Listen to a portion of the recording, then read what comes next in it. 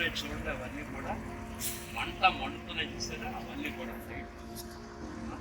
అవన్నీ కూడా పెట్రోల్ బావులు, అందులో పెట్రోల్ చేస్తున్నారు.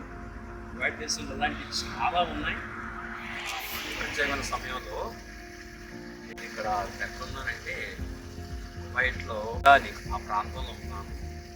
ఇది ఇరాక్ బోర్డర్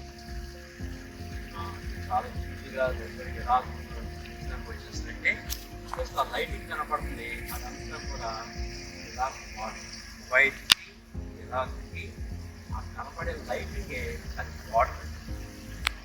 చూసినా మనం ఆ ఇరాక్ దగ్గరికి వచ్చినట్లే. ఇంకా ఆది కాండం 10వ అధ్యాయంలో చెప్పినట్టుగా పెరుగు కాలంలో షేము కొడుకు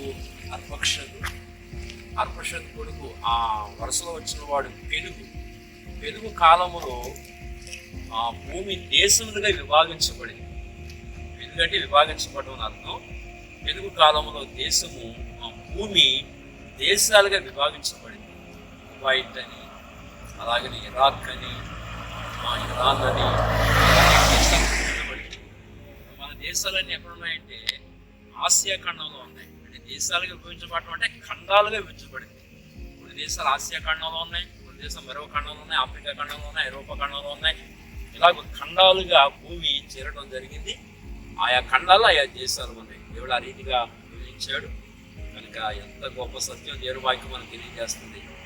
ఈ సమయంలో నేను బార్డర్లో ఉన్నాం.